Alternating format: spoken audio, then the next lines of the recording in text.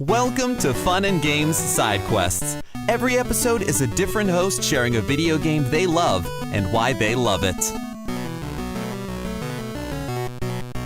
Hello, everybody. Jared here with Play Along Podcast, the podcast where we play through games in a book club format. What we do over on Play Along is essentially myself and my other two co-hosts, Kai and Ben, will each take turns picking a game. We then break those games down into sections and come together every other week to talk about those sections specifically. Like I said, it's kind of like a video game book club.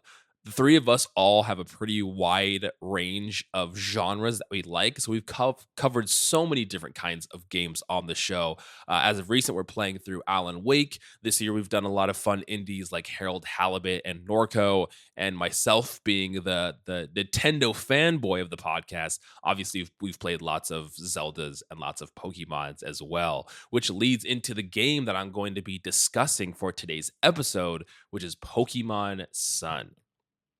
So Pokemon has a really special place in my heart. I originally played Pokemon Red and Blue and have played every, if not most, of the subsequent Pokemon games, at least main series Pokemon games since then.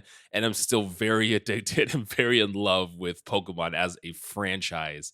At this point, we are in the 9th generation of Pokemon, cusping to Generation 10, over 1,000 Pokemon, which is kind of crazy at this point. So there has been a lot of Pokemon in the last 30 plus years that this series has been around.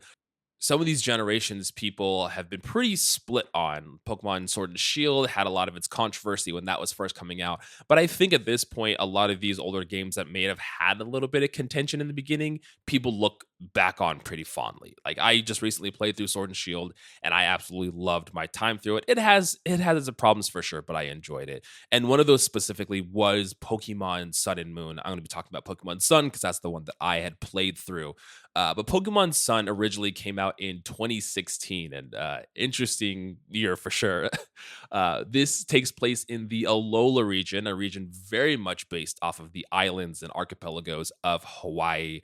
A really cool location to build your Pokemon world around. You get to have a lot of really cool locales, a lot of cool beach locations, a lot of forests. So I really loved the idea of tackling Hawaii as a Pokemon generation and a region.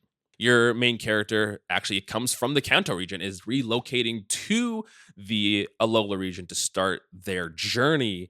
The biggest difference and kind of one of the gripes that people had with Pokemon Sun and Moon at its launch was this was the first Pokemon game to kind of deviate away from the gym system. In this game, we don't have a traditional 1 through 8 gym setup, but instead, what the player does is take on the trials of each individual island that is inhabited by the Alola region. Which, I mean, breaking it down to its simplest, like base concept, they're gyms. It's essentially a gym. You do kind of like a little mini game-esque sort thing. Every island has a different set of trials that require the player to do a different thing. And after you finish all those trials for the island, you battle the island's kahuna, which is kind of like the leader of the island, which is essentially a gym leader. So a lot of people were upset about this in the beginning, but like I said, once you break it down, they're essentially just you do, and I'm pretty sure you do 8 trials as well. So it's like it's essentially the same thing. But that's something that I really loved at this time because I mean, Pokemon, not that it was getting stale for me, but they'd been doing the same thing, right? Going through 8 gyms and then battling the Elite Four and battling the champion. And that was pretty much what you did. And something that stood out for me was I really liked the more interesting approach of the trials because you got to do some different things. Some of them involve you cooking, some of them involve you solving puzzles, some of them involve you doing like obstacle courses and things like that. With it just felt more integrated into the world.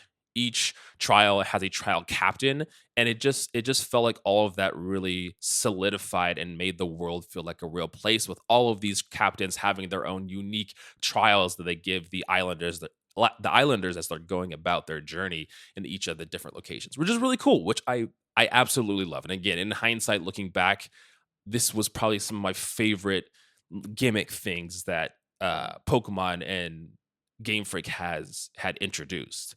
The other battle gimmick that they introduced in this generation is Z crystals, and Z crystals are kind of these collectible that you get after each of the trials, and they give your Pokemon of the specific typing a more powerful move that you can do. And these were fine. I think out of the Pokemon gimmicks, these are my least favorite. But what they did do that was really cool is they have these very cool animations that accompany each one of the attacks that are associated with them.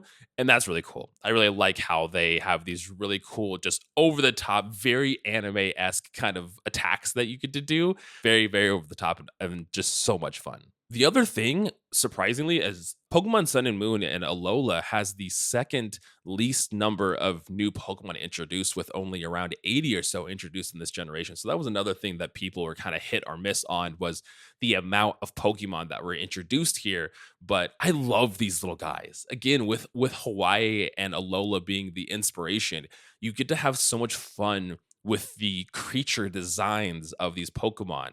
So we have like toucans, and we have like very tropical birds and fish and palm trees and things like that, which are just a ton of fun. And even now, some of my favorite Pokemon that I've used a lot in recent generations have come from Alola itself. Like Minior is kind of one of my favorite Pokemon. He's a little meteorite that has this hard shell, and when it breaks open, he has a variety of different colors. But that kind of fun, playful design was all over the place in Pokemon Sun, whether it's in its environment or the Pokemon design or the character design.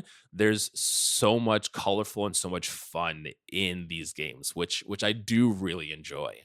This was also the generation where they first introduced regional forms for Pokemon, where Pokemon that have existed in previous generations in Kanto and Johto and other places would come to Alola, and because of either temperature or environment or prey or predators, they would adapt and have a different physical appearance as well as a different typing. So this is a really cool concept because it just adds some existing flavor and brings some spice to Pokemon that were already created. I think each game, Sun and Moon, got different regional forms. One got Alolan Sandshrew, which turns Sandshrew from a ground type to an ice and steel type, and he's a cute little igloo, which is adorable. And then the other version got Alolan Vulpix, which is an ice and fairy type, from original Kanto Vulpix being a fire type. So it was really cool seeing some of our favorite Pokemon in a different light. And again, this was kind of the beginning and springboard to Game Freak into doing these regional forms in other games as well, which everybody loved. I'm so glad that's one of the gimmicks that stuck, because it's cool seeing, like I said, some of these older Pokemon with new forms and new evolutions, even, and new typings too. One thing that people kind of had an issue with is the story. And to be fair, I don't go to Pokemon games for the most part for its deep, enriching narrative, right? I'm there to catch cool creatures, I'm there to catch cute Pokemon, and I'm there to battle. That's most of the time what I'm going to Pokemon games for. And while on the surface level, the story of Pokemon Sun and Moon is very straightforward, it does tend to lean on some really interesting and deep topics, making the story of Pokemon Sun and Moon probably one of my favorite, right behind Pokemon Black and White. It goes into, like I said, some very deep topics of the relationship between a mother and their children, what it means about being perfect, and this idea of perfection, and how an individual can get obsessed with this idea of perfection, and how that will affect their children, and how the children in the parents' eyes might not, are up to the standards of this level of perfection. What loss can do to an individual can drive them crazy. And I know these are some deep things that a Pokemon game will cover, but it does. And it does in its story, which I really enjoy. After this, we kind of got the alternate versions of Sun and Moon, kind of like the Emerald or the Platinum and Ultra Sun and Ultra Moon, which kind of add a lot of quality of life things, kind of help the pacing of the overall gameplay. But they take away some of those deep story moments that were from Sun and Moon, which I really love. All of these things just give a real human feeling to a lot of these characters, which I think is lacking in some other Pokemon games. Ultimately, they are games for kids, or targeted towards a wider range of ages. So the writing most of the time is very, very whimsical and very silly. But in times like this, where they do tackle some real human emotions and real human aspects, kind of a generational trauma, which is a little too real, but I really liked it. It made Pokemon Sun kind of stand out. It just helps build the world even better. It helps me feel more connected to these characters. It helps me relate more to these characters. And it just overall helps the characters stand out in general. If you haven't played it and you don't know about the story, I definitely recommend playing Pokemon Sun because it is a fun time. And like I said, it takes place in Hawaii, right? There's surfing. They added fun like surfing mini games. All of the Pokemon are very themed to the region. It's a very fun and it's a very colorful game that has this underlying deep narrative to it, which I really enjoy. Overall, like I said, Pokemon Sun is a great game, and I look back at it very fondly. When I hear some of the music that people use either in YouTube videos or that people use in a variety of like lo-fi beats, it always gives me this like very warm and welcoming feeling being back in this generation. And I haven't played through Sun and Moon in a very long time, and I think this might be the perfect excuse for me to go back and jump into it as well. But I think that is all I have for this episode. Matt, thanks so much for letting me come on and yap about Pokemon because I love to do that. I talk about Pokemon all the time, always. So this was a good excuse because I didn't see anybody that had Pokemon Sun on the list here. So just another reason for me to come and to introduce someone that hasn't to Pokemon Sun. So please go play it. If you haven't, it is a great time. But like I said, that is it for me. Matt, thank you so much for letting me come on to the show. Thank you all for listening. Peace out, everyone, and happy gaming. Do you find yourself playing older games and wishing that there were new discussions about those games? Enter Tales from the Backlog. Hi, I'm Dave Jackson, and on each episode, I'm joined by a guest to break down those games that may be stuck in your ever-expanding backlog. Each episode looks at one game in depth, focusing on mechanics, story, music, and other aspects with no spoilers until a clearly marked spoiler wall in the middle.